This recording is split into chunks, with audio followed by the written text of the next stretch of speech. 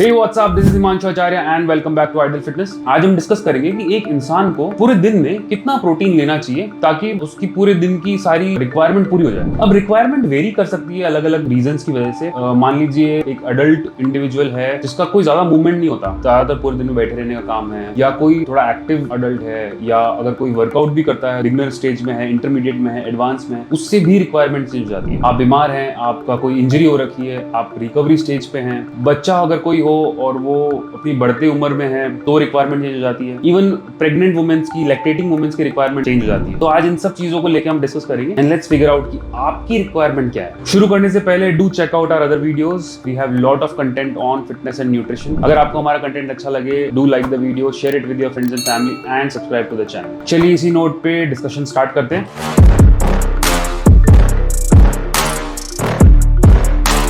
Requirement कितनी है से पहले ये जानना बहुत जरूरी है कि रिक्वायरमेंट क्यों है, क्योंकि जब तक हम उसकी इंपॉर्टेंस को नहीं समझेंगे तब तक हम प्रोटीन की अहमियत नहीं समझ पाएंगे। देखो, जैसे हमारे घर में जब हम सुबह उठते हैं और हमारे घर की फंक्शनिंग स्टार्ट होती है और बहुत सारे काम चालू हो जाते हैं, पानी भरना है, गाय को चारा देना है, कुत्ते को घुमाना है, कोई ना कोई घर में चाय बनाने लगता है, कोई साफ सफाई स्टार्ट कर देता है। तो जैसे ये सारी फंक्शनिंग स्टार्ट होती है वैसे ही हमारी बॉडी में भी ये सारी फंक्शनिंग मॉर्निंग में उठते ही चलती रहती है, इवन रात को जब हम सोते हैं तब भी चलती रहती है। और ताकि ये घर की फंक्शनिंग एकदम प्रॉपर रहे इसके लिए कुछ ना कुछ रॉ मटेरियल आता रहता है, जाता रहता है। जैसे सुबह को दूध वाला आता है दूध देने के लिए, कचरे वाला आता है कचरा लेने के लिए, कोई आपके घर से जाएगा ब्रेड बटर कुछ बिस्किट लाने के लिए, अखबार आता है। वैसे ही हमारी बॉडी में भी हमको बहुत सारे रॉ मटेरियल्स चाहिए ताकि ये फंक्शनिंग मेंटेन रह सके। और वो रॉ मटेरियल क्या हो गया? पानी हो गया, electrolyte, vitamin, minerals, protein, fat and etcetera. तो इन सब की अपनी अपनी रिक्वायरमेंट है। आज हम पर्टिकुलरली प्रोटीन के ऊपर डिस्कस करना चाहते हैं। तो प्रोटीन कैसे हेल्प करता है हमारी बॉडी में? देखिए, जैसे एक घर है, एक घर बनता है ईंटों से, सीमेंट से और सरियों से। मान लीजिए आरसीसी का घर है, तो सरिया तो हो गया हड्डियां।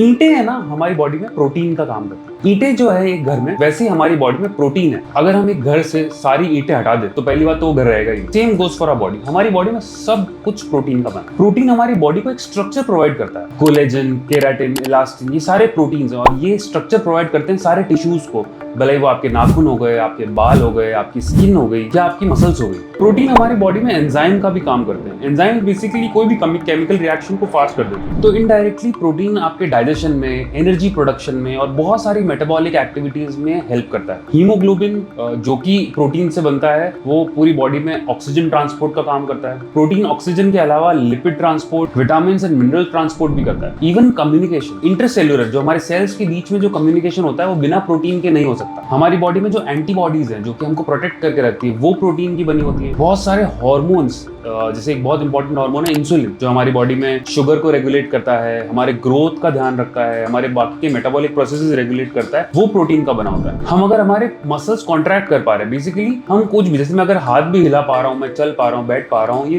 क्यों? क्योंकि एक्टिन और मायोसिन नाम के दो प्रोटीन होते हैं। इन्हीं की वजह से हम ये मसल कॉन्ट्रैक्ट और रिलीज कर पाते हैं। तो आप देखेंगे बिना प्रोटीन के बिल्कुल हमारी बॉडी चल ही नहीं सकती। इतना इंपॉर्टेंट है ये एलिमेंट हमारी बॉडी के लिए। और जैसी लाइफस्टाइल वैसी रिक्वायरमेंट हो जाती है। तो मान लीजिए कि आप एक अडल्ट है और बहुत ज्यादा एक्टिव लाइफ नहीं है आपकी, बट स्टिल कामकाज तो रहता ही है, तो आपको एटलीस्ट 1 ग्राम पर केजी ऑफ बॉडी वेट तो प्रोटीन लेना ही चाहिए। मान लीजिए आपका वेट है 70 केजी, तो 70 ग्राम प्रोटीन तो आपको लेना चाहिए। और जब मैं यहाँ पे जो भी मैं रिक्वायरमेंट बता रहा हूँ, ये फर्स्ट क्लास प्रोटीन की है। फर्स्ट क्लास प्रोटीन क्या हो गया? जैसे कि एनिमल मीट हो गया, एग्स हो गया, मिल्क प्रोडक्ट्स हो गया, वे प्रोटीन हो गया। क्योंकि फर्स्ट क्लास प्रोटीन में ही सारे अमीनो एसिड्स होते हैं जो कि आपकी बॉडी की फंक्शनिंग के लिए बहुत जरूरी। तो जैसा कि मैंने बताया कि अगर आप एक एडल्ट हैं और आपका मूवमेंट बहुत ज्यादा नहीं, तो एटलीस्ट 1 ग्राम पर केजी ऑफ बॉडी वेट तो आपको लेना चाहिए। अगर आप एक्सरसाइज करने लग गए हैं और मान लीजिए आप बिगनर लेवल पे हैं, बिगनर लेवल मीन्स की आपकी वर्कआउट करने की इंटेंसिटी ऐसी है कि आप कोई भी एक्सरसाइज करते हो तो 15 से 20 रेप मैक्स पे कर रहे हो, तो आपको 1.2 ग्राम्स पर KG of body weight protein लेना चाहिए। मान लीजिए आप इंटरमीडिएट लेवल पे हो, आप 10 to 15 रेप मैक्स के बीच में वर्कआउट करते हो, तो आपको 1.5 ग्राम्स पर KG of body weight protein लेना चाहिए। और अगर आप एडवांस पे हो, मतलब आप और कम,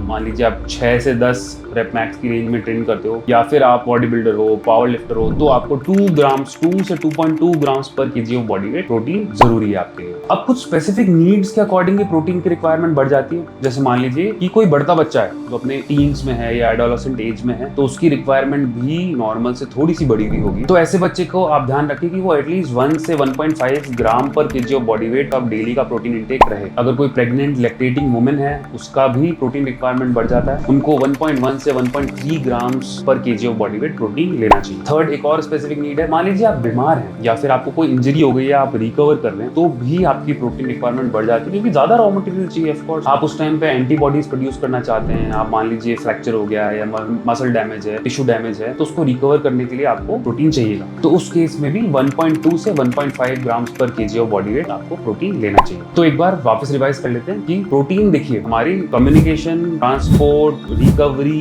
इम्यून सिस्टम और बहुत सारी चीजें हैं जिसमें प्रोटीन हमारे काम आता है। और हमारी इंडियन डाइट ऐसी होती है जिसमें प्रोटीन नॉर्मली कम ही होता है, तो आपको कॉन्शियसली बढ़ाना पड़ेगा। क्या क्या फैक्टर्स हैं जो प्रोटीन जिस केस में हमको प्रोटीन की इंटेक और ज्यादा रखना चाहिए? अगर आपकी एक्टिविटी हाई है, अगर आप एक्सरसाइज हाई इंटेंसिटी पे करते हैं, मान लीजिए इंजर्ड हैं, आपको कोई एक्सीडेंट हुआ है, आप बीमार हैं, कोई बच्चा है, बढ़ता बच्चा है, उसकी प्रोटीन रिक्वायरमेंट ज्यादा होती है, आप प्रेग्नेंट हैं, आप लैक्टेटिंग वुमेन है, आपकी रिक्वायरमेंट ज्यादा होगी, तो इन सिनेरियोज में आपको अपनी प्रोटीन रिक्वायरमेंट बढ़ानी है, वो भी फर्स्ट क्लास प्रोटीन। तो आई होप इस वीडियो से आपको कुछ सीखने को मिला हो। अगर आपके कोई सवाल है तो आप कमेंट सेक्शन में मुझसे पूछ सकते हैं, मैं आपको जवाब दे दूंगा। तो नेक्स्ट वीक मिलेंगे नेक्स्ट वीडियो के साथ। Till then keep learning, keep growing. नमस्ते। Please tell me that I can't, that I won't, that I fail, that I'll never make it out, yeah. Please tell me all the bad, never good.